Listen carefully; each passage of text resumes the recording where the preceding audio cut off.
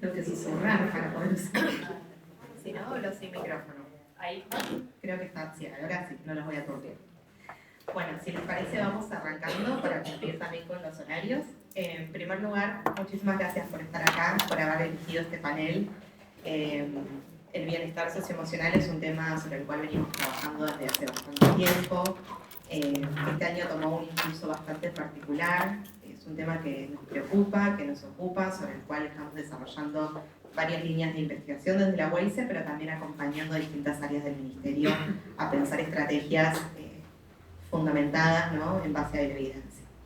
La idea un poco de este panel es poder intercambiar, más que nada, qué entendemos por bienestar socioemocional, qué nos dice la evidencia, qué acciones concretas se pueden desarrollar desde la gestión y también desde las propias escuelas para poder acompañar a los estudiantes y para poder acompañarlos en todo lo que implica estar en la escuela. Para avanzar, le voy a dar la bienvenida primero a nuestras invitadas. Les agradecemos muchísimo por haberse tomado el tiempo de estar acá. Sabemos que todas están con muchas actividades, sabemos lo que implica a veces ajustar la agenda, dejar algunas cuestiones. Bueno, Jordana particularmente nos regaló un ratito de la escuela para poder venir acá, así que también le agradecemos profundamente. Bueno, María Laura Keegan es gerenta operativa de Bienestar Socioemocional del Ministerio de Educación de la Ciudad de Buenos Aires, es profesora de Educación Escolar por el Eccleston, licenciada y profesora en Psicología de la UBA, especialista en Educación, es docente desde hace 30 años, tiene experiencia en trabajo con grupos, gestión, desarrollo humano y facilitación de aprendizajes escolares y no formales. Fue facilitadora de formación continua de Escuela de Maestros durante 10 años, diseñando, ejecutando y evaluando proyectos educativos. Es investigadora en educación en contextos desfavorables y psicología educacional. Tiene formación de posgrado vinculada a trastornos de ansiedad y estrés. Muchas gracias, bienvenida María Laura. Elena Duro es especialista en educación, es profesora en ciencias de la educación y realizó estudios en Argentina y en el exterior. Dedicó años a la docencia e investigación, fue directora provincial de planeamiento en la Dirección de Ciencia y Educación, fue secretaria de Evaluación Educativa en el Ministerio de Educación de la Nación, fue especialista en educación por UNICEF Argentina y también con rol en la región de América Latina y el Caribe, en temas de educación secundaria. Actualmente trabaja con equipos multidisciplinarios en generación de evidencia y cooperación en innovación educativa en el campo de las habilidades esenciales. Ha coordinado programas nacionales y locales de innovación educativa. Es autora de publicaciones de UNICEF y académicas referidas a la educación de adolescentes, a temas de educación en contextos vulnerables, de evaluación y gestión educativa, entre otros. Bienvenida. Y finalmente, Jordana Secondi es profesora de artes visuales. Hace 32 años trabaja en escuelas medias de la Ciudad de Buenos Aires, en barrios que se caracterizan por su alta vulnerabilidad. Desde 2016 es parte del equipo de conducción de la Escuela de Educación Media número 6 del Distrito Quinto de la Villa 2124 y desde el 2019 es directora de la misma escuela. Bienvenidas a las tres. Para poder avanzar y para dar inicio al panel, lo primero que me parece importante es empezar definiendo qué entendemos también particularmente desde el Ministerio, desde la gestión, desde en el marco del Plan Buenos Aires Aprende, por bienestar socioemocional, ¿no? Y sobre qué, a partir de eso que definimos como bienestar socioemocional, se va a estar haciendo foco, se va a estar trabajando, cuál es la evidencia que hay detrás que acompaña estas acciones. No sé, María Laura, si te parece empezar. Bueno, muchas gracias, bienvenidos, bienvenidas, gracias por querer compartir este espacio con nosotras. Dentro del plan, tal como recién el panel Oscar planteaba, el plan estratégico lo que nos propone es el diseño, la implementación y el monitoreo, ¿cierto?, de las políticas, en este caso la política de bienestar socioemocional. Recién... No, me olvidé tu nombre. Agostina. Agustina, de hecho, son muchos nombres, chicos.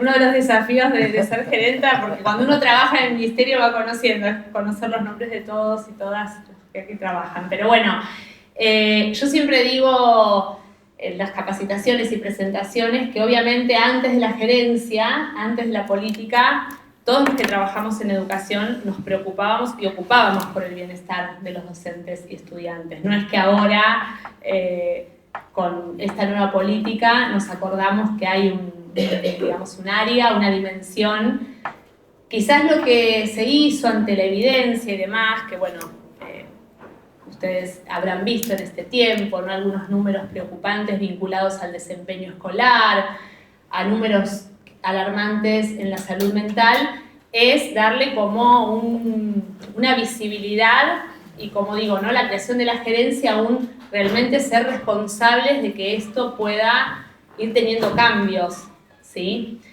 Desde ese lugar y dentro del plan, como algo fundacional, más allá de lengua, matemática, aparece el bienestar socioemocional como una condición, ¿sí? Que impacta, digamos, correlaciona directamente porque modifica el clima y porque hace que estos espacios áulicos sean propensos al aprendizaje, impacta en el éxito académico de los estudiantes. Entonces estamos como ocupándonos con una lupa de que algunos procesos y algunas habilidades se puedan desarrollar. Básicamente hay muchas definiciones, hay muchos programas a nivel internacional que fueron tomando esto. Nosotros en la gerencia, cuando armamos nuestro marco teórico, tuvimos muchas horas de discusión, de lectura, y nos quedamos con pensar que las habilidades son competencias, destrezas, que permiten movilizar aspectos cognitivos, aspectos emocionales, aspectos conductuales, ¿sí? 3 áreas que se interconectan todo el tiempo. Sabemos que si modificamos algo del pensamiento, habrá algo en la conducta que va a cambiar y un modo de sentir que también se puede modificar. Entonces, hacia eso uno apunta, ¿no? A decir, bueno, ayudemos a que desarrollen docentes y estudiantes habilidades que le permitan, cuando flexibilizan y pueden tener algún movimiento en su forma de percibir la realidad y demás, de poder tramitar, ¿sí? Alojar incluso el malestar, tomarlo y poder tramitarlo, ¿no? Poder cambiar algunas perspectivas, ¿sí? De trabajo al interior de las escuelas. Pensamos que los primeros destinatarios deben ser los adultos, como agentes modeladores, después a los grupos, a los estudiantes, tomando directivos, docentes, supervisores, equipos de apoyo, ¿sí? Los EOE, DOE, todos los adultos que conformamos la comunidad educativa. Así que esa fue un poco, digamos, el punto de partida. Durante el año seguimos con idas, venidas, con conversaciones, discusiones, ajustando algunas cuestiones que tienen que ver con cómo, ¿sí? Llevar todo esto al aula. Ya bueno, después cuando entremos en conversación les podremos quizás compartir algunas de los programas, implementaciones, cuestiones que se fueron haciendo y cómo seguimos pensando el desarrollo, la enseñanza, ¿no? Estamos ahora trabajando en un concepto que es aprendizaje socioemocional, ¿sí? Que a nivel mundial está circulando. Entonces, bueno, tratando de seguir profundizando y dando herramientas a docentes y estudiantes para poder mejorar las condiciones de aprendizaje. Sin olvidarnos que esa es la función de la escuela, ¿sí? La función pedagógica. A veces las cuestiones de salud mental y demás ocupan, obviamente, porque debe haber bases para que el otro aprenda, pero no queremos perder de vista que el aprendizaje de lengua, matemática y de habilidades socioemocionales les va a permitir a los estudiantes tener un mejor futuro. No sé si quieren sumar algo. Sí. No, yo le iba a compartir a Elena porque me parecía que las cuestiones las cuestiones por ahí de investigación nos podían dar después en la charla. No sé si quieran compartir algo más. Mientras ponemos una presentación que, bueno, la idea es que Elena nos comparta también algunos datos que estuvieron relevando a lo largo de este año para habilitar la discusión. Un poco este trabajo, digo, creo que también, sobre todo lo que recién contaba María Laura, de la construcción de la teoría de cambio y demás, desde la UAICE venimos trabajando también en el relevamiento de datos, y algunas cuestiones que venimos también viendo es siempre el vínculo entre el bienestar socioemocional y el bienestar escolar, ¿no? Y cómo por esto que decía recién María Laura, cómo también trabajar sobre el bienestar escolar tracciona hacia el bienestar socioemocional de los chicos. Y quizás, digo, también teniendo como lupa eso, a medida que vamos viendo los datos y la presentación, y quizás ir pensando también desde las escuelas, ¿qué es lo concreto que uno puede empezar a hacer para traccionar y mover estos datos que vamos mirando? Bueno, primero, buen día, muchísimas gracias por haberse sumado a esta mesa. Es un placer estar acá con Jordana, que nos conocíamos, descubrimos de dónde. Siempre, muchos años, me corro porque me hace mucho mal la edad, tengo lentes intraoculares y ese foco me mata los ojos, así que por eso me estoy parando. Pero bueno, gracias por participar acá. En realidad, el tema de las habilidades socioemocionales, voy a decir algunas cositas previas a la presentación. Una de las preocupaciones y ocupaciones que tenemos, y estamos trabajando con la WAIS en eso, es generar un poco más de evidencia en torno a lo que históricamente llamábamos habilidades blandas. Luego hay todo un campo que denomina habilidades socioemocionales, y yo lo vengo a complejizar un poquito más porque para mí son habilidades esenciales. Porque en realidad las habilidades cognitivas, las habilidades de tipo socioemocional son de mutua afectación. Y eso es lo que quiero traer hoy un poquito como con alguna evidencia. Relacionando un poco con la mesa anterior, que estuvimos todos presentes, una de las, se hizo un estudio muy importante este año, pensando en el plan estratégico y en todo el campo socioemocional, junto con la WAISE, en torno justamente a dos de las habilidades, o un conjunto de habilidades que representan una preocupación de los docentes. Una es la atención de los estudiantes. Y el otro tema son las funciones ejecutivas, ¿no? Que las funciones ejecutivas, si querés, podés ir adelantando. No sé quién pasa el... Azul. Bárbaro. Sol, ¿no? Azul. Estamos. Claro. La atención y las funciones ejecutivas era para nosotros muy importante en función de la preocupación de los profesores, que dicen, bueno, no sabemos qué hacer con el tema de la atención. La atención sabemos que es una de las bases neurológicas del aprendizaje. Y hoy, por suerte, sabemos que las habilidades pueden aprenderse, que forman parte esencial y es una condición sine qua non para obtener aprendizajes profundos, y que la distinción que tienen respecto a otro tipo de aprendizajes, estas habilidades, que denomino, insisto, esenciales, que es un conjunto de habilidades socioemocionales y también de tipo más cognitivo, con peso más en lo cognitivo, requieren de entrenamiento sistemático. O sea, una habilidad de esta naturaleza se adquiere con la práctica reiterada. Es como ejercitar un músculo para que se generen otras rutas neuronales. O sea, dicho muy brutalmente, digamos, ¿no? Pero se requiere la práctica para que esa habilidad se convierta en un hábito en nuestros estudiantes. Ya sea la toma de decisiones, ya sea la flexibilidad cognitiva, ya sea la atención. Se puede enseñar y se puede aprender. ¿Cuál es el objetivo que traje hoy a esta mesa, o que trajimos hoy a esta mesa? Era mostrarles justamente estas relaciones de mutua afectación. Hicimos un estudio muy importante en términos de magnitud, porque es representativo para todos los estudiantes de tercer año de CABA, ¿no? Respondieron 4.000 estudiantes.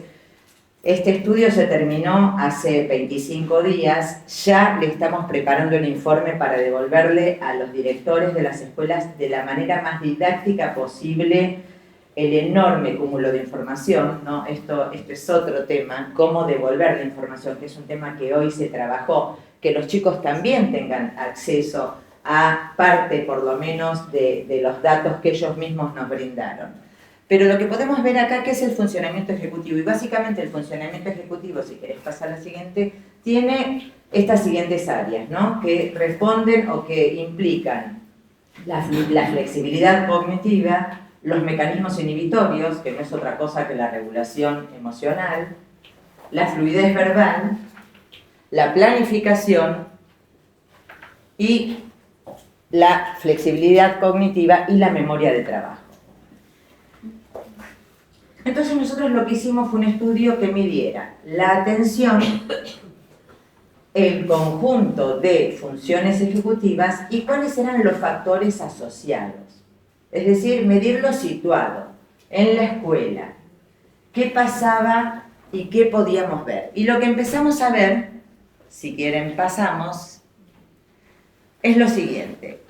Lo primero es una asociación estadística significativa, o sea, una asociación, una correlación. Quiero decirles que una correlación es una asociación, pero no es una relación de causa y efecto. Una correlación es una asociación, pero hay una asociación significativa, positiva, en que a mayor atención, mayor performance en las funciones ejecutivas. Sigamos. Bienestar autopercibido y funciones ejecutivas. Mayores funciones ejecutivas son aquellos chicos que se autoperciben con mayores niveles de bienestar. Sigamos adelante. Estrés y funciones ejecutivas. Asociación negativa. A mayor estrés, menores funciones ejecutivas. Sigamos adelante. Regulación del estrés. Recursos para generar el estrés en los estudiantes. Relación positiva. A mayor recursos para regular el estrés, mayores funciones ejecutivas. Seguimos adelante. Mentalidad de crecimiento, que para mí es una de las habilidades troncales. Todo el mundo, digamos, por suerte, este término que fue acuñado por Carol Dweck ya hace bastantes años, hoy es común en los estudiantes, en los docentes sobre todo. Quizás es menos común ver cuáles son los recursos para enseñar, ¿no? Y practicar esta habilidad, que no es otra cosa que la flexibilidad cognitiva y el poder de adaptación a nuevas situaciones, ¿no? Y es pensar que las habilidades no son innatas, sino que con esfuerzo, trabajo, perseverancia, puedo alcanzar mayores metas. Perdón, Elena, Sí. me parece, como haciendo un recorrido de Sí. lo que venimos viendo hasta ahora, Sí, que sí. me parece sumamente interesante. Me quedo pensando, digo, claramente el estrés, las dificultades en la atención son problemas que día a día irrumpen en las aulas, ¿no? ¿Cómo hacemos para enseñar matemática en un contexto donde cuesta comenzar la clase, donde demora mucho tiempo el profesor en poder hacer silencio, ¿no? Donde hay muchas dificultades en la atención de los chicos? ¿Qué tipo de estrategias o qué cuestiones concretas se pueden llevar a la práctica o cómo lo puede abordar una escuela, ¿no? Digo, ¿es un problema que irrumpe en la cotidiana de una escuela? ¿Cómo podemos acompañar a los docentes o qué herramientas les podemos dar a esos docentes para trabajar también con este clima? Bueno, nos lo estamos preguntando. Nos lo preguntamos entre todos. Antes que nada, es como una pregunta que lleva mucho tiempo, no es una pregunta novedosa. ¿Sí hace falta? No es una pregunta novedosa y hay cosas. En una de las preguntas orientadoras al principio decía, ¿cuáles son las prácticas del día a día? Y bueno, me alegra haber escuchado que es un entrenamiento porque no hay prácticas del día a día, por lo menos no hay prácticas del día a día que no respondan a una planificación si queremos que esto dé algunos resultados y ojalá que buenos. Hay cosas que no tenemos que perder de vista, me parece, y algo que surgió también acá, esto de conocer los nombres. En una escuela a veces con 500 estudiantes es difícil conocer los nombres de los estudiantes y las estudiantes. Yo cuando empecé hace 32 años en una escuela acá cerquita, en el polo, lo que es ahora el polo Padre Carlos Mujica, yo era preceptora y empecé trabajando con un director que los primeros 15 días de clase se aprendían los nombres de memoria de los ingresantes. Los de segundo, tercero, cuartito ya se los había aprendido en otro momento. Y yo como preceptora le tenía que ir leyendo el listado para que se lo aprenda y yo los iba aprendiendo también. Y estas son cosas que he tratado de no perder y he tratado de transmitir. Es muy... A ver, esto es una pavada, parece lo que voy a decir, pero entrar a un aula y saludar y avisar que va a empezar la clase es algo que por lo menos en las 6 del quinto nos da bastante buenos resultados. Por suerte, creo que cada vez es menos las veces que lo tenemos que recordar, pero a veces uno entra como en automático.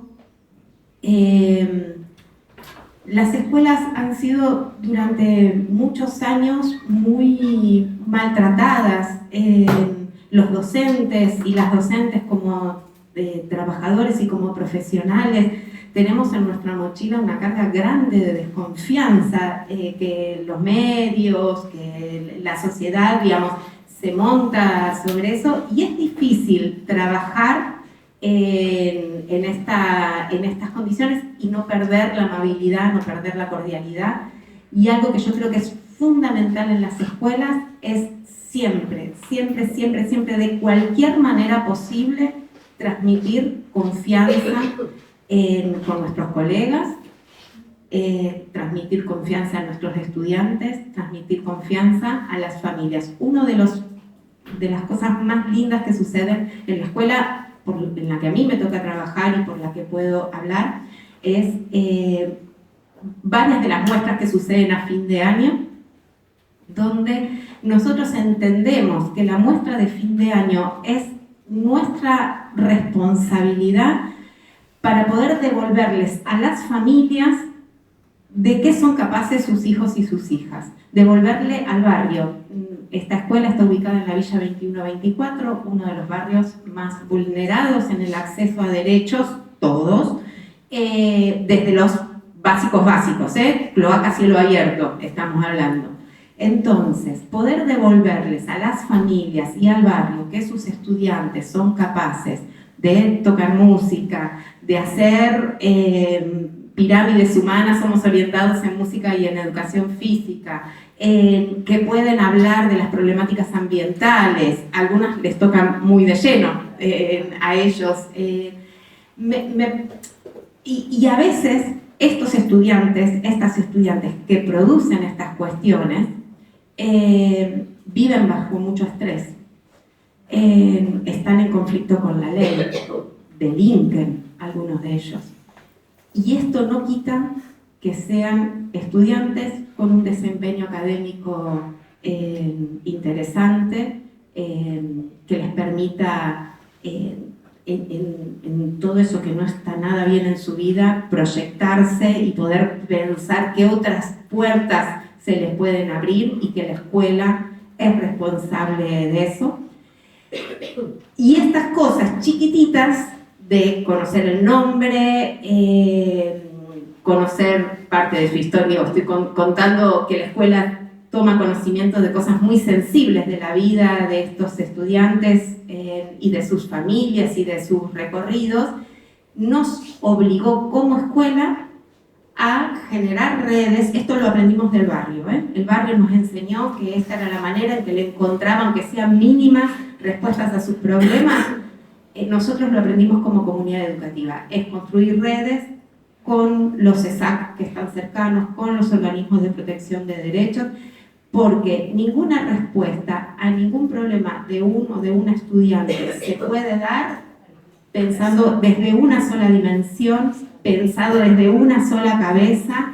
Entonces, estas son las prácticas que hasta hoy estamos llevando adelante en la escuela, que es con mucho esfuerzo y que tampoco dan el 100% de las respuestas que necesitamos. Así que nada, sigo. Una cosa sola a recuperar, que gracias por tu relato, y aparte, bueno, uno te escucha, y en ese relato quiero rescatar dos cosas que dijiste al principio de la planificación, ¿no? La intención pedagógica, para no olvidarnos que es la escuela y que esto tiene que estar, no como, bueno, si me acuerdo saludo y si no, no. Es parte de mi planificación preguntar cómo está el estudiante, por ejemplo. Y algo que trajiste chiquito, que es una de las cuestiones que nos pasan, a mí, a todos los que de la escuela de maestros vamos como capacitando, y el programa que implementamos, el cuestionamiento de los sectores vulnerables, ¿no? Cuando hablamos de bienestar socioemocional aparece esta cuestión, bueno, pero si los estudiantes tienen cloacas a cielo abierto, ¿de qué me estás hablando, no? y trajiste algo que uno trata siempre de responder, que hay como, recién Elena hablaba de correlación, como una asociación, y yo creo que aparte el bienestar que uno puede dar en el aula posibilita que el estudiante también quiera aprender, y ese aprendizaje, digo, es la posibilidad, usando también la flexibilidad cognitiva, la mentalidad de crecimiento que Elena hablaba, de dar posibilidades y oportunidades, ¿no? De no decir, porque hay un contexto vulnerable, no voy a venir a hablar de bienestar cuando el estudiante a lo mejor no puede tener su cena. Sin embargo, podemos pensar que ese estudiante va a tener alguna oportunidad porque va a poder flexibilizar su, digamos, pensamiento, encontrar nuevas, descubrir estas oportunidades, salir de la delincuencia porque a lo mejor alguien le pueda mostrar que hay otros caminos donde también se puedan como saltar obstáculos de maneras diferentes, así que bueno, agradezco ese relato. Algo que es importante es que en la escuela no tenemos que perder el sentido de la construcción de lo común. Entonces, si nosotros generamos estas intrigas, estas curiosidades en los estudiantes, seguramente estamos generando la posibilidad de que se organicen como comunidad, no dejando la escuela fuera, pero pensar respuestas, construir, más que pensar, construir respuestas, digamos, pensando en sus propios problemas, ¿no? Y no en problemas ajenos. Yo quiero traer algo que dice Jordana, que no está acá, pero que es todo un capítulo del campo de las habilidades socioemocionales y todo un capítulo del tema del bienestar, que son las actitudes prosociales. Es decir, acá ella habla de comunicación, habla de confianza, habla de compasión y autocompasión, que son básicamente las habilidades que hoy se entrenan para generar bienestar. Cuando vos contabas esto, no es solamente escuchar el nombre, escuchar al otro, saberlo, brindar confianza. La confianza también y la autoconfianza tiene que ver con mucho, o sea, si no está eso no se puede dar este conjunto de las otras funciones ejecutivas. Es elemental lo que ella dice y es algo que muchas veces se maneja por intuición, ¿no? Y por ciertas cuestiones, pero hoy sepamos que hay todo un marco teórico y hay todos recursos y ejercicios para introducir de manera más sistemática en las escuelas un conjunto de actitudes prosociales que integran el campo de las habilidades socioemocionales. O sea que me parece súper interesante la manera en que lo están abordando y que ojalá podamos ayudar a que lo profundicen también. Desde esto para vos. Sí, y como cuestiones muy concretas que en definitiva son prácticas de gestión, ¿no? Y que es donde efectivamente la escuela puede incidir, que creo que es, en realidad los datos deberían ayudarnos a entender cuáles son esas buenas prácticas, ¿no? Cómo socializarlas, que era un poco lo que hablábamos más temprano. Cómo hacer que esto, otras escuelas, en contextos similares o no, o escuelas que quizás no son de contextos similares, pero que también necesitan recordar que hay que saludar, hay que decir, bueno, la clase va a empezar ahora, ¿no? Como pequeños gestos de gestión que son también los que organizan en definitiva la escuela. Ahora, sí, puedo terminar sí, porque me gustaría terminar para decir una cosita, porque no es solamente, o sea, trabajar las habilidades socioemocionales, y de hecho ahora el Ministerio está trabajando con un equipo en el desarrollo de una formación específica en habilidades esenciales para que los docentes tengan más recursos. Les quiero decir que hay un sinnúmero de recursos para fortalecer las funciones ejecutivas, la atención, las actitudes prosociales, es decir, y que se puede entrar por distintas vías de entrada. Cualquier docente en el aula, el profesor de música, de arte, de plástica, de matemática, de física, de química, de lengua, pues son también aprendizajes fundacionales. Los aprendizajes fundacionales hace 20 años decíamos los que abren puertas a otros saberes eran nada más la lengua y la matemática. No, hoy sabemos que sin las habilidades, digamos, esenciales, sabemos que no hay aprendizajes significativos. Eso hoy se sabe. Y sabemos que hay que entrenarlo. Entonces, lo que busca el Ministerio es que se forme a los docentes para que estos recursos que se introducen en la práctica pedagógica se puedan hacer tan tanto en la disciplina, en la hora de clase, tanto en el rol de la gestión directiva, que es hiper compleja y mucho más compleja en contextos de vulnerabilidad y mucho más complejo si hablamos de escuela secundaria. Yo siempre digo, fui docente de todos los niveles menos de inicial. El más difícil sin duda es la secundaria. Así que mi mayor de los respetos. Pero también en los espacios de tutoría. Hoy el Ministerio plantea una reforma importante en el campo del acompañamiento a las trayectorias, con perfiles de tutores. Bueno, cómo también desde la tutoría se puede trabajar a manera individual conjuntos de recursos. La idea es dotarlos de... Es simple, es sencillo, pero tenemos que entender que en la planificación pedagógica diaria y en la conducción de las instituciones, estas habilidades tienen que entrar. Tienen que entrar para mejorar los climas, generar espacios más seguros de aprendizaje, pero sobre todo dotar a los docentes, porque de hecho ya entraron cosas. Hay un programa grande que lidera Laura de bienestar para docentes, que dio muchos resultados positivos, pero ahora tenemos que también trabajar en simultáneo cómo eso llega a los estudiantes, y también el tema del equilibrio, ¿no? De la regulación emocional, cómo los docentes podemos ayudar sin meternos en la psicología, en el sentido de resolver serios problemas psicológicos, pero brindar herramientas para que existen, que ya se usan en el mundo, para que los chicos puedan sentirse más fortalecidos también en su campo de cómo se están sintiendo hoy, que muchos no se están sintiendo bien, por varias razones, ¿no? Que no son solamente escolares, sino que desde otros lugares. Si seguimos, que ya terminamos, las horas de juego en línea, otro gran reto. Acá salta mucho después de 3 horas en la cantidad de chicos que declaran las horas que juegan. ¿Los adultos? Bueno, y los adultos, sin duda. Lo digo porque si a los chicos tenés razón, pero ¿qué hacemos? está bien, pero te declaran sin problema 5 horas por día. O sea, 5 horas por día de juegos en red. Y también apuestas, ¿no? Apuestas para básicamente el 10% de los chicos.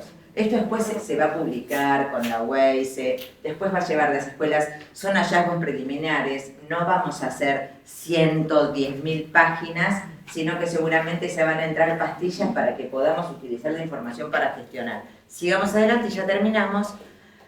También bullying afecta asociación positiva, sigamos, o sea, mayor bullying, pertenencia en la escuela, que esto es clima seguro, la pertenencia en la escuela, que seguro Jordana lo logra, que los chicos tengan pertenencia en la escuela, pero bueno, ¿no? Que son factores escolares, sigamos, recursos pedagógicos, recursos pedagógicos no estaba, pero sepan que está todo analizado, los recursos pedagógicos, etcétera, etcétera. Esto también lo comparto, porque esto también tiene que ver con bienestar, que el 48% de los chicos hablan de la necesidad de aprender sobre habilidades para la vida cotidiana. Es muy alto, ¿no? Y hay un slide que no mostré, pero se los digo oralmente, es muy alto el porcentaje de chicos que dicen que en la escuela no aprenden cosas que les interesen. O sea, la falta de interés de los chicos, yo no lo quise poner, pero sepan que supera el 50%. Solo un 25% de los estudiantes de tercer año encuentran como interesante lo que la escuela está ofreciendo. Bueno, nada, esto era para que, digamos, sumemos un poco de evidencia a un campo que a veces, ahora no, hace unos años atrás era más, digamos, encontrábamos más barreras. Hoy sabemos que sin esta dimensión no vamos a poder hacer las cosas todo lo bien que queremos. Andar en esa Jordana, yo porque no puedo cortar esa luz. Ahí lo pagamos igual. Pero creo que generar evidencia, compartirla, pero a su vez participar en equipos con docentes de CABA y profesionales y especialistas que generen los programas, los recursos, el conocimiento, el marco teórico y la práctica para que en sus distintas funciones y roles educativos empecemos a trabajar contemplando esta dimensión de una manera más sistemática y prioritaria en la actividad que llevamos a diario. Me quedo con dos preguntas en función de lo que recién comentaban. La primera es, bueno, yo recién te escuchaba, Elena, y no puedo dejar de sentir curiosidad, aunque sea brevemente, ¿cuáles son el tipo de prácticas que uno podría desarrollar o acompañar a los docentes en su desarrollo? No sé si pueden contar algo también de lo que se va a estar trabajando desde la gerencia o pensar, bueno, esto que vos decís, lo puede trabajar un docente de física, de lengua, de matemática, y no solamente desde el equipo de gestión. Bueno, ¿qué es concretamente lo que un docente podría hacer o cómo se trabaja con el docente en el desarrollo de este tipo también de habilidades por parte del docente, ¿no?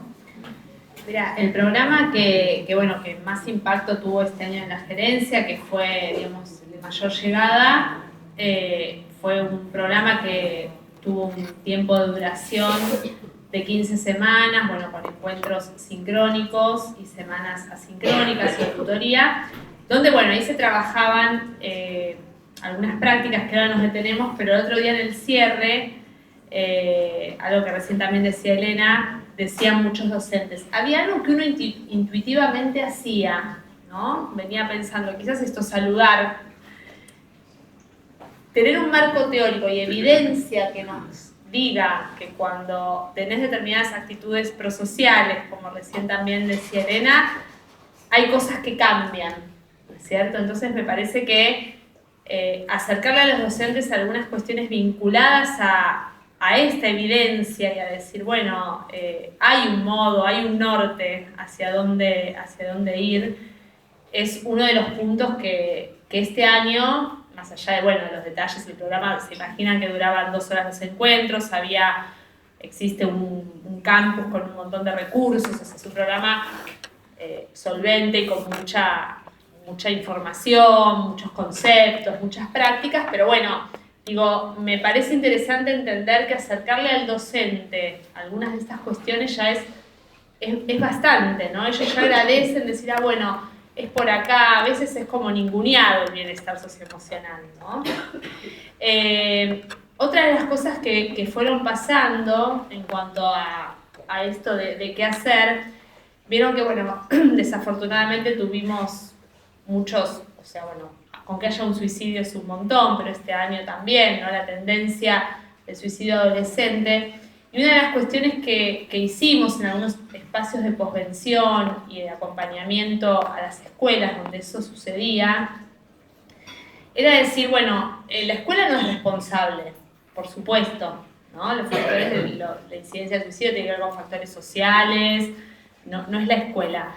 Pero entender que hay cosas y ver, que el docente pueda ver que al estudiante le van pasando cosas mientras está aprendiendo, que tenemos que gestionar estos climas, como decía antes Jordana, de confianza, de seguridad, donde el estudiante se puede equivocar, donde el estudiante no sea visto mal porque hace una pregunta que no corresponde hacer, donde el estudiante pueda decir algo que le pasa, ¿no? O algo que le está pasando en función del grupo, de lo vincular.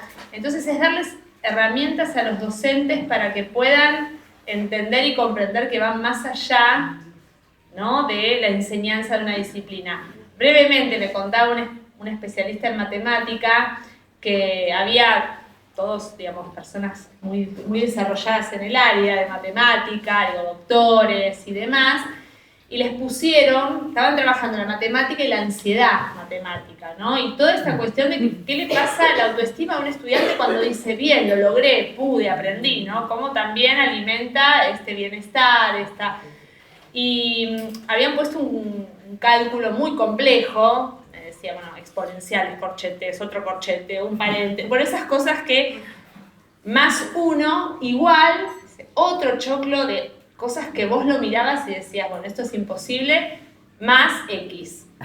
Después dice, por reloj, porque la persona que hizo la prueba lo cronometró, después de 8 minutos alguien dijo, son iguales. Digo, ¿qué quiere? O sea, son iguales los cálculos, X era igual 1, punto. ¿qué es esto? Digo, ¿cuántas veces la frustración, la negación? Estas son cuestiones vinculadas a la habilidad, por eso hablábamos antes de las competencias para cambiar y movilizar la cognición, ¿no? Entonces, ¿cuántas veces un docente te dice, bueno, hagamos esto? Bueno, atrás hay frustraciones, hay estudiantes que dicen, yo no puedo con nada, esto no me va a salir. Bueno, darle al docente la herramienta para decir, como presento un tema de un modo o del otro, no da lo mismo, ¿sí? Y el clima que puedo generar, por eso yo antes la interrumpía antes. Tomé lo de Jordana de la intención pedagógica, ¿no? La planificación, hacia dónde quiero ir. ¿Qué contenido es importante que aprendan los estudiantes en este tiempo? Bueno, hay una selección de un contenido que sé que además de planificar la metodología, la estrategia, tengo que pensar en el tema socioemocional, en lo que pasa en el aula, en cómo van a recibir, ¿sí? Como decíamos antes, estamos construyendo, como decía Jordana, hay un montón de preguntas, porque la idea no es aplicar cosas adentro, hay que buscarlo situado, ¿no? ¿Qué le pasa a cada escuela? ¿Con cuántos docentes cuenta? ¿Con qué equipos? ¿Con qué docentes por fuera del aula te pueden acompañar? Así que bueno, es un desafío artesanal y muy interesante poder, y necesitamos contar con todos los docentes, ¿no? Porque las experiencias de cada uno también suman a esto. Ahora se lo paso a Jordana también. Yo lo que quiero agregar es esto.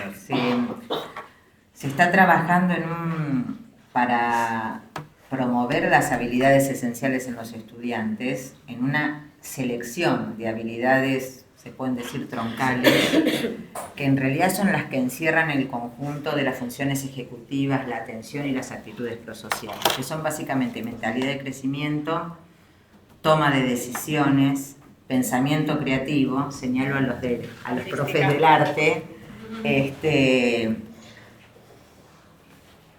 no voy a decir well-being, pero equilibradamente, ¿no? Es decir, brindar estrategias de autorregulación y de control inhibitorio para los chicos. Y digamos que y conciencia digital y ecológica, ¿no? Como otro campo de una quinta rama de estas 5 que se eligen dimensiones que estamos trabajando con Laura y con los equipos para que tengan herramientas en las escuelas. Son ejercicios, o sea, son ejercicios que pueden incluir en la práctica pedagógica. Son maneras de preguntar, maneras de hacer feedback, maneras de ofrecer los ejercicios. O sea, cuanto más, voy a poner un ejemplo tonto para no robar tiempo y se lo paso a Jordana, pero la flexibilidad cognitiva, ¿cómo logro que los chicos que tienen mentalidad fija y que creen que yo no soy capaz de esto, yo nunca voy a poder con esto, bueno, ¿cómo logro? Bueno, metiendo en la práctica pedagógica o en los espacios de tutoría ejercitaciones sistemáticas que le demuestren que con esfuerzo, con trabajo, con perseverancia, con acompañamiento, con apoyo, aprendiendo del error, y eso lleva tiempo. Eso es la distinción de hoy, ver y mirar, ¿no? La distinción de hoy, saberme el nombre, dedicarle el tiempo, pero más allá de eso, sepan que son ejercicios para poner adentro de cualquier aprendizaje de cualquier disciplina, de educación física, de física, química, biología, la que fuere. Ay, el ejercicio que yo estoy haciendo para decir, hablo de esto y no me expando, es increíble. Primero quería referirme a que a veces en las escuelas también algo de la resistencia a trabajar con esto, resistencia que yo la leo y a veces hasta la suscribo, es la escuela a veces se encuentra si va de pesquisa, se encuentra con un problema al cual no puede responder. Y esto es serio, porque generamos en el otro, estoy hablando de situaciones con estudiantes, digamos, que llegan a la escuela con autolesiones, o con la fantasía de ataques de llanto porque sí, en cualquier momento, digamos, en el medio del recreo, que no es que hubo una consigna que no pude resolver. Digo, a veces la escuela se encuentra como encorsetada, sujetada, que si empiezo a rascar un poco, luego me voy a quedar sin nada que ofrecer. Porque el otro día con Carla en la escuela que vino a visitarnos surgió esto, ¿no? En salud los recursos no son los que la escuela percibe que necesitaría. Hay ciertas problemáticas donde el abordaje comunitario no da resultado. Digo, eso funciona muy bien para un montón de cosas y nosotros abrazamos esas prácticas en general, pero para otras muy puntuales no da. A veces es la justicia la que tiene que intervenir, es la psiquiatría la que tiene que intervenir, y ahí ya empieza a ser difícil, empieza a ser incómodo. Nadie que haya trabajado en educación podemos decir que es un trabajo cómodo. Nunca lo fue, no lo es y no lo va a ser. Pero a veces el nivel de incomodidad es bien alto. También nos está resultando, en esto de que no estaba en lo que mostraste, pero que hablaste del interés o el deseo de los estudiantes, está siendo difícil que los pibes, las pibas puedan expresar esos intereses, puedan identificar sus propios deseos, sus propios intereses, si encima nos encontramos con docente como uno, que es cuadrado como un adoquín y que ya tiene prescripto qué tiene que dar, qué no tiene que dar, ahí la distancia se hace cada vez más intensa. Y quiero referirme un segundito más a esto de la confianza, ¿no? Me di cuenta que cuando yo dije, bueno, tenemos que creer en los pibes, tenemos que tenerles confianza, no se trata de nada más y nada menos que el vos podés, esto, sino confianza en serio, digamos, otorgarle responsabilidades a los estudiantes. No, vos podés, dale. No, es, te haces cargo de este lugar, sala de ensayo de música, vuelvo a insistir, hablo de mi escuela y de la escuela en que trabajo, junto con un montón de compañeros y compañeras que nos empeñamos en creer estas cosas.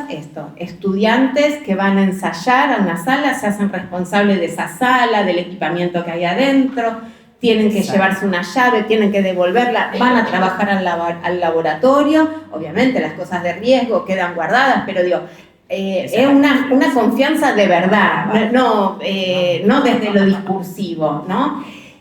Y creo que estas cosas empiezan a generar autonomía en los estudiantes, el criterio de responsabilidad, y genera la pertenencia. Exacto. Que me parece que, digamos, no podemos hablar de bienestar de estudiantes, de docentes, de familias, si no nos sentimos parte del lugar, que aparte nos cobija durante muchas horas. Una sola cosita más, nosotros logramos que cuando conquistamos el edificio que tenemos, que es un edificio precioso, lo pensamos con un consultorio médico. Logramos que 12 SAC cercanos a la escuela hagan atención médica integral en la escuela, o sea, viene el equipo de adolescencia a trabajar.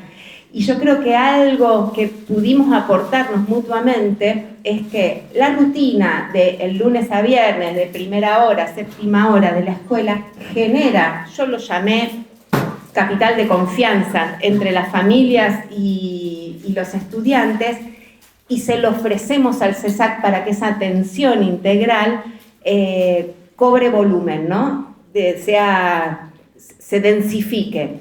Y estudiantes aprenden a demandar atención de salud sin que su familia tenga que estar mediando, que es algo que en la adolescencia, ¿no?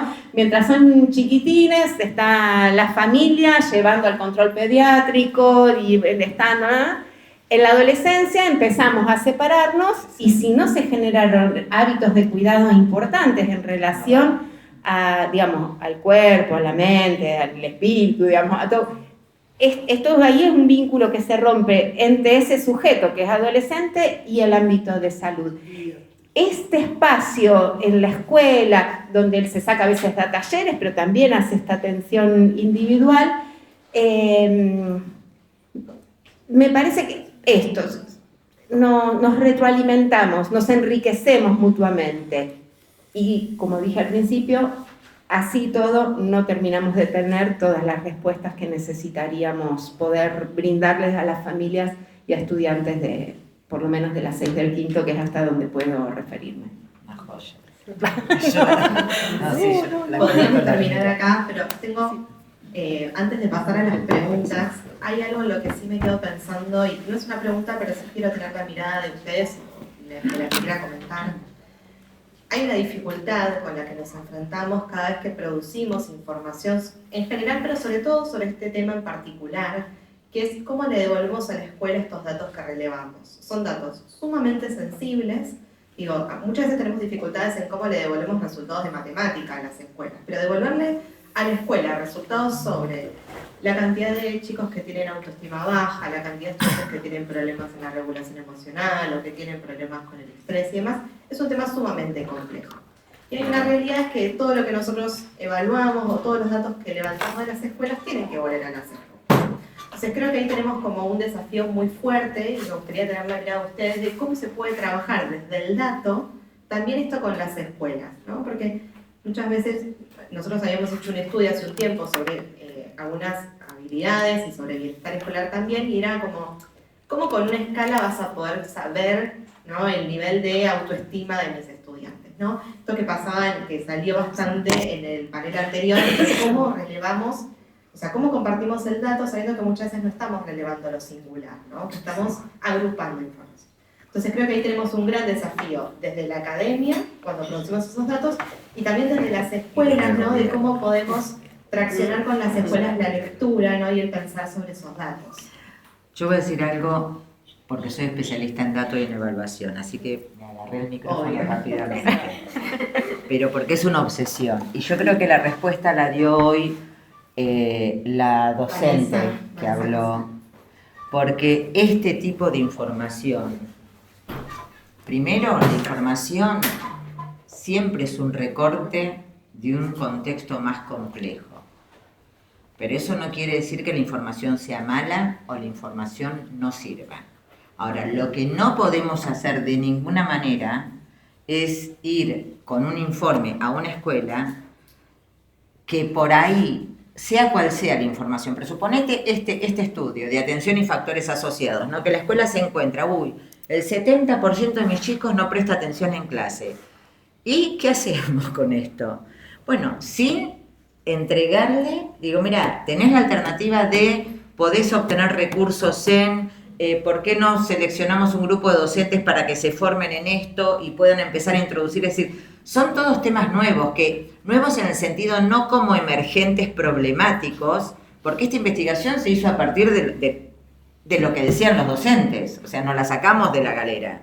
Se hizo porque decimos, bueno, ¿cómo hacemos para obtener evidencia, para desarrollar programas y formaciones y devolverla te podemos acompañar en un proceso de formar a los maestros para poder ir afrontando en forma gradual y progresiva distintos tipos de habilidades? Y obviamente, como dice Jordana, y esto no escapa, y hay que tener cautela, cuando hablamos de bienestar, una de las dimensiones, siempre lo hablamos desde lo que es la prevención, ¿no?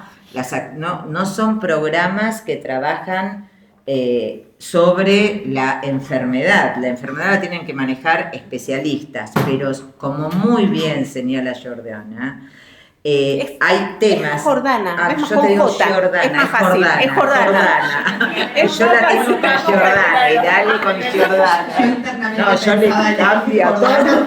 Jordana, perdóname. Es fácil. Pero es cierto que dos cosas voy a decir. Si bien es cierto que hablar de ciertos temas con los estudiantes en espacios cuidados puede hacer emerger, y de hecho hace emerger, que algún caso muy complejo emerja en esa, o sea, salte en esa discusión. Mucho peor es tener un grupo grande en situación de casi explotar por no hablar. O sea, generar los espacios de la escucha atenta siempre es mejor que el temor a que me pueda saltar algo. Eso lo digo con los dos cuidados, ¿no?, que hay que tener. Eso quería decir de devolverla. No sé. Perdón. No, coincido en que sos especialista. A mí se me va por mi deformación Por vieja, profesional. lo mío es por la Se me edad. va a lo singular, ¿no? Hasta ahora no hicimos devoluciones de ningún informe, pero en algunas conversaciones, de hecho yo con mi equipo lo hablo, digo, bueno, ¿cómo se mide la profundidad y la cercanía, ¿no? Que uno puede tener en una escuela, lo situado, porque en este año fuimos haciendo vínculos bastante estrechos con algunas escuelas que atravesaron algunas situaciones, pero bueno, coincido en que por la experta, porque a mí es algo que también me es fácil en lo singular, ¿no? Y en poder situarnos en la escuela. Entiendo que... Hay pero que sí, cambiar, sí, hay sí. que cambiar la manera de esto, la mirada y el ver. Y en función de eso, producir información de la manera que sea sustantiva para Jordana, para sus docentes, como ejemplo, ¿no? Buscar el espacio, buscar el momento, ver si te interesa. El momento es clave, el momento no es cualquier momento, no. Porque esto que decía, el momento en que una escuela sufre un hecho traumático es esto que es la muerte de un estudiante o una situación, capaz no es el momento de empezar a trabajar porque ahí está todo muy a flor, digamos, también nos hacemos cargo de cosas que no corresponden y existe la frustración y en ese momento para la escuela es el 100% del problema. Exacto. Después los datos te dicen, no, resulta que hay un 20% de estudiantes. El momento en que una escuela le toca transitar esa situación, nosotros en el fin de semana, en una balacera entre bandas, falleció un ex estudiante nuestro que dejó la escuela, no pudimos... Hay que vivir con eso también, ¿no? Digo, ¿qué no pudimos hacer? ¿Por qué no llegamos a tiempo? ¿Será que no llegamos a tiempo? ¿O capaz esto hubiera sucedido 3 años antes y ya pasaron varios años, más de 3 años que ese muchacho no está en la escuela y no en otra, digamos, porque se había cambiado a otra escuela, pero en este momento es el 100% del problema que está en la escuela, no es el 20, el 15, el 7,33, ¿no? Es el 100%. Entonces hay que buscar los momentos donde... Y de manera inversa también, ¿no? Porque el otro día, por ejemplo, bueno, nos pasó, Elena estaba presente y no sé si había acá las chicas, en las devoluciones y en los relatos de algunos docentes en función del impacto del programa, uno dice, bueno, también hubo un docente en una escuela que pudo algo diferente en el grupo. Y también es, ¿no? Por eso uno a veces le cuesta irse de lo singular, porque quizás vos decís, no son los números, pero el impacto fue del 0, pero ese 0, que mejoró también para nosotros, no puede dejar de ser algo importante. Así que digo, en ambas miradas. Bueno, me quedo sumamente agradecida por el tiempo que nos regalaron. Antes de cerrar, no sé si hay alguna pregunta, algo que quieran sumar, alguna reflexión. Yo puedo una Sí, obvio. Porque yo ni me meto con la singularidad ni con los datos, sino con la oferta educativa. Y me pareció respirar algo de eso cuando fui a la escuela de Jordana. Yo me quedé pensando, yo le digo... ¿Cómo le digo? Está bien, ¿está? Y que tiene que ver con la oferta educativa. Digo, a veces hay escuelas que se centran mucho en esto de lo preventivo. Entonces está, bueno, ¿cómo hago para prevenir el suicidio? ¿Cómo hago para prevenir la autolesión? ¿Cómo hago para prevenir el acto delictivo? Y a veces es como que todas estas situaciones ocupan el lugar que deja vacío el proyecto de vida, ¿sí? Claro. Y ahí es cuando me parece que cuando la oferta educativa lo que hace es dar ganas de volver al día siguiente a la escuela. O sea, no una escuela que se centra en prevenir el suicidio, sino una escuela que da ganas de vivir, digamos. ¿Sí? Una escuela... Y me parece que hay algo de la oferta educativa, y creo que Jordana lo dijo en un momento, que tiene que ver con cómo hacemos para enseñarles a los chicos a soñar, a poder imaginar un futuro distinto, probablemente superador del presente que hoy tienen, ¿no? Y esto hace a la oferta, más allá de todo lo demás que obviamente es central, pero creo que tiene también que ver con eso. Y esto lo respira en serio en una escuela. Sí. Oh, perdón, yo digo sí. Coincido 100%. Yo digo ojalá, Propósito, yo digo ojalá. propósito, el sentido, el proyecto de vida. Muchas escuelas salvan vidas. Yo soy la mamá de una hija que fue salvada su vida en una escuela por el cutín, ¿no? Mi hija cuando estaba en edad adolescente se hacía cutín en todo su cuerpo y a mí me salvó la vida de mi hija en la escuela. Yo no voy a amar la educación y todo lo que hacen los docentes en la escuela. Es muy importante y poner el foco, poner el ojo, muy importante, detectarlo. Cuando nosotros los papás no lo podemos hacer. Digo, hay que ser muy consciente. Hay que sobrellevarlo, ¿no? Pero digo, la escuela hace mucho. Mucha diferencia. Y tenemos que poner el foco. Así que por mí, gracias a las escuelas.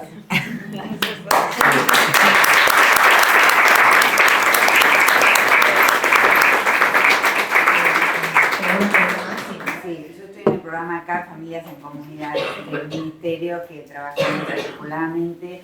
Me encantó porque vos dijiste la palabra comunidad, que esto se construye, las redes se construyen, se hacen y se puede. Como que se puede entre nosotros, ¿no? Posible, ¿no? Así que me encantó escuchar los docentes, los chicos, bueno, las familias, como que es fundamental. Las familias no saben, a veces no tienen herramientas, realmente no tienen herramientas.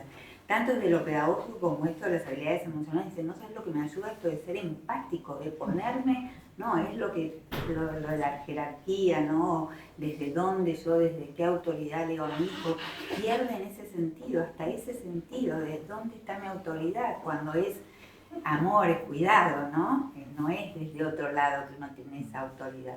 Así que muchísimas gracias. A veces también es importante pensar desde las escuelas para qué convocamos a las familias, ¿no? Cuando tradicionalmente uno llamaba a las familias cuando lléveselo como moño, es suyo, ¿no? Y en ese momento la familia lo que te contesta es, ya no sé más qué hacer. Entonces, la escuela y la familia llega a un punto de no retorno, exagerando. En cambio, si la escuela convoca a las familias para devolverle, para contar como aliada, no como enemiga, para pensar, a veces hay familias que les cuesta la organización de la diaria, de quién lleva al jardín, quién retira, y capaz en la escuela puede ayudar y mucho, porque es todo un aprendizaje organizar. Digo, nadie nació aprendiendo a organizarse, y si encima es una familia que tiene varios componentes, más complicado todavía. Entonces también las escuelas tenemos que pensar a qué convocamos a las familias, con qué intención las convocamos, ¿no? A ser parte, a pensar juntos, a aprender de esa familia, o la llamamos para retarla porque el hijo, la hija no sabe, no trajo, no hace, ¿no? Sí. Bueno, primero agradecer, enriquecedor todo este espacio, y después rescatar, recuperar que todas estas habilidades y todo este programa tiene que sí o sí ser trabajado con la comunidad adulta, sí o sí.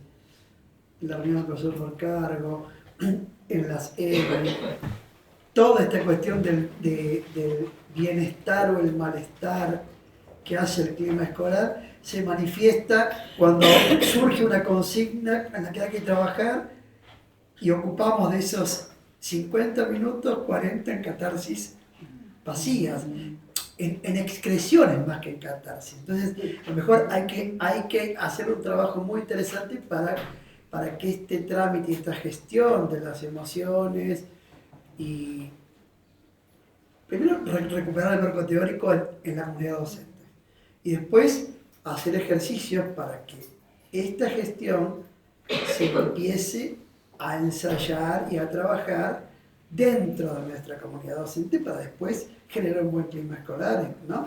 Entonces, ninguna reforma va a tener asidero si ese clima escolar en el territorio sigue estando contaminado, ¿no? Gracias. Ya estamos un poco sobre la hora para hacer el cierre, pero bueno, agradecerles nuevamente a todos por haber venido, por haber elegido este panel. A las tres por el tiempo que nos dieron. Creo que nos llevamos cuestiones muy interesantes para pensar desde la gestión escolar, desde la práctica docente, desde la formación docente y también desde la gestión, ¿no? Cómo trabajar con las escuelas, cómo producir información y cómo que esa información sea pertinente y vuelva al libro. Que muchísimas gracias Muchas a todos. gracias. No sé si tenemos que volver.